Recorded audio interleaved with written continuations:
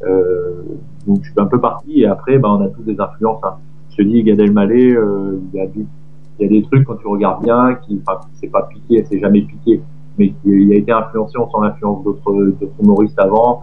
Et puis moi je suis influencé par Gad Elmaleh aussi du box et puis Coluche. Donc c'est vrai que des fois on retrouve des trucs. Par contre des fois t'as vraiment l'impression d'écrire un truc nouveau et là faut bien se remettre et tu dis en fait c'est quelque chose que t'as entendu il y a longtemps et là faut faire attention quoi. Mm. Dans l'ensemble, ça se ressemble des fois sur des choses. Quoi. Donc, moi, là, comme question, c'est tout. Ah oui, t'as un frère jumeau. Ouais. Parce que là, je suis en train de lire l'arrière, et c'est vrai, maintenant, dans les passages que j'ai vus, t'en parles vite fait aussi. Ouais, en fait, comme tu dis, c'est un premier spectacle qui est très autobiographique. Et donc, moi, j'ai choisi de parler, enfin, je parle beaucoup de ma famille et des proches, en fait. Et en plus, ça donne un avantage, c'est qu'il peut te permettre, entre guillemets, allez, je vais utiliser de chambrer un petit peu le public, tu vois. Parce que à partir du moment où tu dis un petit peu de mal sur toi, un petit peu de mal sur ta famille, tu peux te permettre de chambrer un petit peu un spectateur, de prendre un part, ça passe mieux si tu veux. Oui, j'ai vu ça avec, je ne sais plus qui était la personne, mais dans le public, c'est vrai que t'en as un, tu l'as bien assaisonné. Ouais, là, ouais, sur le DVD, ouais, après des fois faut faire attention, parce que au début, moi par exemple, je m'étais mis dans l'idée, tu vois, dans les spectacles, on allait souvent chercher les gens, vont souvent chercher les premiers rangs, et je m'étais dit j'irais chercher les derniers rangs. Je me suis dit c'est bien comme ça. Ouais. Et le problème, c'est qu'en fait, les mecs qui se mettent au dernier rang, c'est justement ceux qui veulent pas se faire chier et qui veulent pas se faire emmerder. Et du coup, si tu vas chercher ceux-là, t'as souvent des surprises, c'est qu'ils veulent pas venir, quoi. Donc, faut faire vachement gaffe à des trucs comme ça. C'est tout con, mais bon, c'est vrai que des fois, tu vas voir un spectacle comique, t'as envie de rigoler, mais t'as pas envie d'aller sur scène, quoi, tout simplement. Donc, faut faire gaffe avec ça. D'accord. Il y a Tony qui va nous rejoindre là dès maintenant. Je suis en train de le recontacter. Il est sur Minitel, là, non? J'en sais rien. Ça va être de remédier à ça. Ah, c'est bon. Tony est de retour parmi nous. Oui, je crois que c'est bon là. Ah, alléluia. Ah. Donc j'ai continué vite fait l'interview. Moi j'ai posé par rapport aux images que j'ai vues. Je te laisse la finir par rapport à ce que toi t'avais prévu comme question.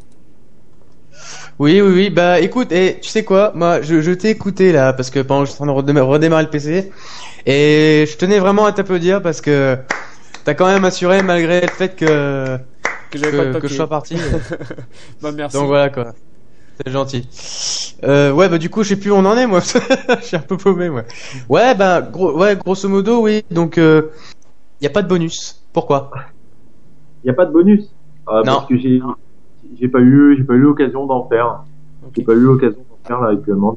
Je savais pas trop quoi mettre, et voilà, là, c'était vraiment un premier DVD. C'était, à la base, c'était pas censé être un DVD d'1 h 30.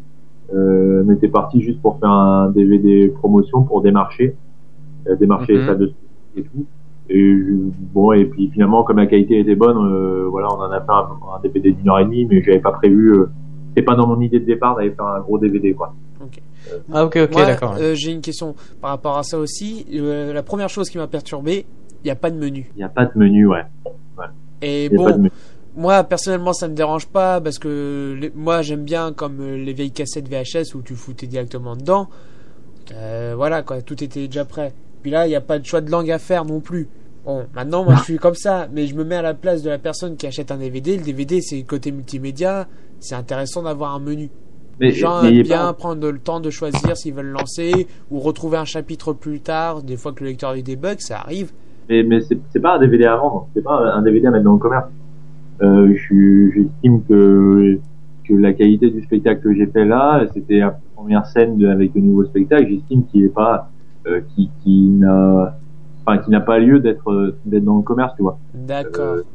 Il y a des gens qui m'ont proposé, donc on l'avait fait comme ça. Si tu veux, moi je travaille beaucoup après sur les vidéos. En fait, je filme mes DVD tout simplement je filme mes spectacles, pardon, tout simplement pour m'en resservir après pour travailler le jeu de scène, voir des choses qui ont marché au niveau des lumières et tout. Donc c'est vrai que là j'avais la matière, si tu veux, j'avais 1 h 30. Et il y a des gens qui m'ont demandé le DVD, donc quand les gens m'ont demandé le DVD après, des proches et tout, j'ai dit bon ok, je vais leur faire. Et puis à ce moment-là, comme j'ai une personne qui fait des jaquettes et tout, qui est dans tout ce qui est multimédia, machin et tout, Bon, j'ai dit, allez, je vais remettre une jaquette, quoi. J'étais pas du tout parti pour donner le DVD ou pour le vendre à des personnes, quoi. C'est pas du tout l'idée. C'est pour ça que j'ai pas eu le temps de réfléchir à un menu, à faire des bonus, à tout ça, quoi. Et faire un DVD, mais cette fois un DVD grand public, c'est un truc qui t'intéresserait ou pas? Ouais, c'est un truc qui m'intéresserait, ouais, c'est quelque chose d'intéressant, tu sais, ouais. Après, on est bien placé, Tony, hein, pour le savoir, mais déjà, faire ce métier-là, ou essayer de faire ce métier-là, et c'est quand même, on est un peu égocentrique à un moment donné. Alors, C'est pas sûr. pas à grande échelle, mais pour le faire, c'est évident qu'il y a un petit peu de ça.